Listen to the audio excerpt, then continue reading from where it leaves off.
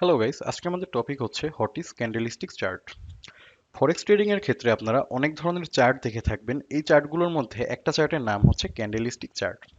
আমি যদি একটু প্রথমে হিস্ট্রি নিয়ে বলি, তাহলে মূলত জাপানিজ একজন রাইস ফার্মার তার ব্যবসার হিসাব রাখার ক্ষেত্রে এই ক্যান্ডেলিস্টিকের ব্যবহার করত। পরবর্তীতে কিছু ট্রেডাররা এটার সাথে কিছু টুলস এবং ইন্ডিকেটর অ্যাড করে একটা পারফেক্ট স্ট্র্যাটেজি তৈরি করে ফেলে এবং সেটার মাধ্যমে বর্তমানে আমরা ট্রেড করে থাকি।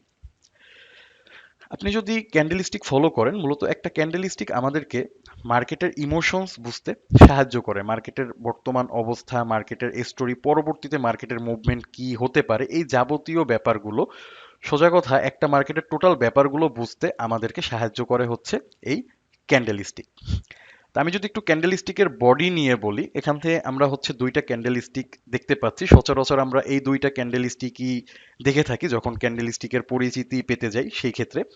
তা যে ক্যান্ডেল স্টিকটা আপনাকে উপরের দিকে সিগন্যাল করবে সেটাকে বলা হয় হচ্ছে বুলিশ ক্যান্ডেল, এবং যে ক্যান্ডেলটা আপনাকে নিচের দিকে সিগন্যাল করবে সেটাকে বলা হয় হচ্ছে বেয়ারিশ ক্যান্ডেল। তা এটা হচ্ছে মূলত ক্যান্ডেলের বডি। একটা বুলিশ ক্যান্ডেলের ক্ষেত্রে আপনি হচ্ছে এখান থেকে শুরু করতে পারেন, মানে ওপেনিং প্রাইসটা, মার্কেটের ওপেনিং প্রাইসটা হচ্ছে এখান থেকে হয় এবং ক্লোজটা এই যে এখান থেকে। আর বেয়ারিশ ক্যান্ডেলের ক্ষেত্রে ওপেনটা হবে হচ্ছে যে উপর থেকে এবং ক্লোজটা এই যে বডির একেবারে নিচের থেকে। তা এই বডি ছাড়াও এক্সট্রা আরও এখানে আমরা কিছু লাইন দেখতে পাচ্ছি উপরের দিকে এবং নিচের দিকে। এগুলোকে বলা হয় হচ্ছে উইক বা শ্যাডো। মূলত মার্কেটের প্রাইস কত দূর পর্যন্ত হাই হয়েছিল এবং কতটা পর্যন্ত নিচে নেমেছিল, এই ব্যাপারটা আমরা এই যে শ্যাডো দেখে বুঝতে পারি। শ্যাডো যদি ক্যান্ডেলের উপর দিকে থাকে তাহলে সেটার নাম হচ্ছে আপার শ্যাডো, এবং যদি নিচের দিকে থাকে ক্যান্ডেলের বডির তাহলে সেটাকে বলা হয় হচ্ছে লোয়ার শ্যাডো। আমি যদি একটু সরাসরি ক্যান্ডেলস্টিক চার্টে চলে যাই তাহলে এখান থেকে আরো ভালো করে বুঝতে পারবেন। যেমন দেখেন, এখানে অনেক টাইপের ক্যান্ডেলস্টিক কিন্তু আমরা দেখতে পাচ্ছি। যেমন এই ক্যান্ডেলটাই যদি দেখি, এই ক্যান্ডেলটার কিন্তু হচ্ছে উপর দিকে অনেক অল্প একটু শ্যাডো আছে। হুম, একটু অল্প একটু শ্যাডো আছে। আবার এই ক্যান্ডেলটা যদি দেখি, এটা কিন্তু হচ্ছে অনেক বড় একটা শ্যাডো।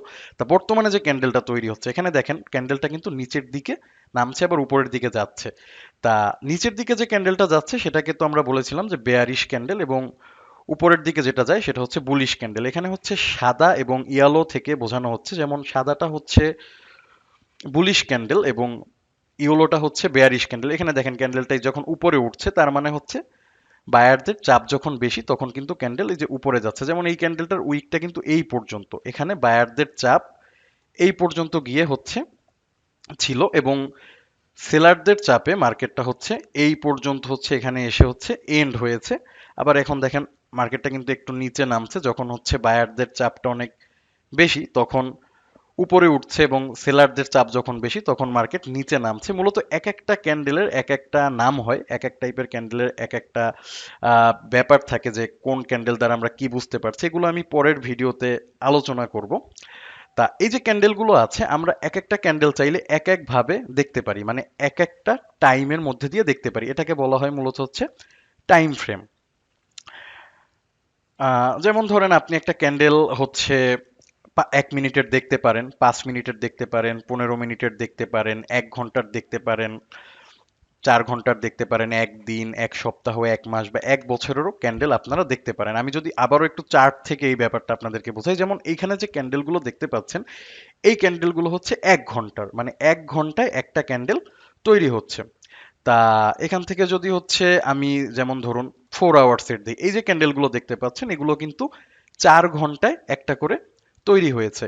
আবার যদি হচ্ছে আমি এই যে টাইম ফ্রেম থেকে গিয়ে ডেইলি ক্যান্ডেল দেখি, এটা কিন্তু একটা ক্যান্ডেল একদিনে তৈরি হয়েছিল। মূলত এগুলো দেখে আমাদের বুঝতে হয় যে কোন মার্কেটের মুভমেন্ট কোন দিকে এখন যেতে পারে, মার্কেটের এখন সিচুয়েশন কি।